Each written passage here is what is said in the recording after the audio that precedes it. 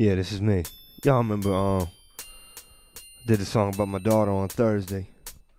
Well, this is for my son, because he was born on a Tuesday. It was a Tuesday. Now I got two memories of when my beautiful children came into the world. I always have these songs that keep it vivid. I should sit down and write, but it's more, it's like it comes out like the Thursday song did, so come on. Yeah, come on. See, everybody that's had children remembers the day. The day you got that phone call. Yo, it was around 6:45 on a Tuesday night. I was outside cutting grass, trying to do it fast so I could come back inside my house and sit down with my wife and my child and just kick it and get wild and run around playing hide and go seek on the house. That's what life's about, just chilling. But now my wife said, excuse me, I think I just had a contraction. I'm like, oh my God. She said, just calm down, everything's gonna be all right, because that's the way her style is. She's the one going through labor and still had that calm attitude. And I got gratitude that this mother that birthed two of my children, the only two children that I ever had, and I could never feel what she felt and dealt with the pain that she dealt with. Had a contraction, we had to leave.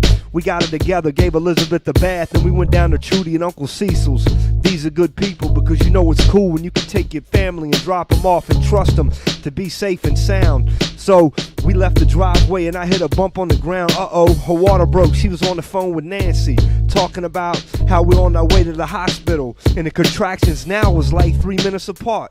And my heartbeat was racing. You feel me? Cause Nana was in the background. Mother-in-law came, she stayed both times. And I'll never forget it in my mind, cause she held us together like the glue. She was the structure, the architecture, the design. Cause when I was in the room, I didn't know what to do, but she kept me cool. So we ride down the road right now, calling people, letting them know we on the way to the hospital. Not knowing that the contractions was getting closer and closer.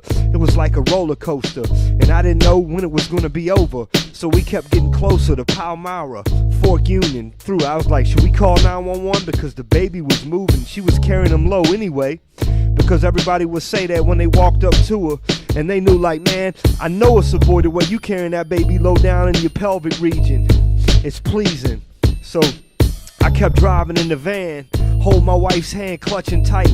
She was grabbing where you hang the clothes at, squeezing when the contractions came. We already had a name picked out a while ago. Jack Thomas Grant, named it after her grandfather and my grandfather. Cause when we was on the way to his funeral, we found out we was gonna have a baby. So it's like he stepped back so Jack could step in. That's why I grabbed the microphone, how I'm living. And I know that my soul is good and my soul is complete. Now I got my wife and my daughter and my son, and it's like two of each in the household. So we can vote on things and get that control. It's a democracy. And then I get to this hospital. I didn't have to solve the riddle of traffic this time because it was late in the evening. We came from Buckingham. I knew exactly where to drop him off at, but I still went to the wrong side. It closes at 5, so I had to turn around and go back around to the emergency room parking lot and set in the spot. I let them two out. The security guard helped him, and he saw how low she was carrying that baby, and she said, it's crazy. You probably won't even make it 2 hours before I get off my shift. I had to go back around and park.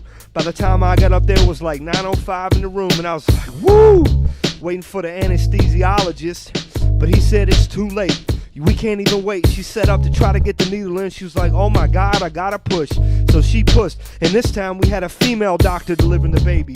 And I know this sounds crazy, but it's like I trusted her. You could see it. This woman was a doctor, not saying that the men ain't trained, but they don't have no spot up in their brain that tells them that they've been through this before. This lady had delivered a baby on her own before, so she knew exactly how it felt. She looked my wife in the eyes and said, just keep pushing, 3 more pushing, and we gonna get this baby out. We gonna get this baby out. It's Tuesday. I'll never forget it.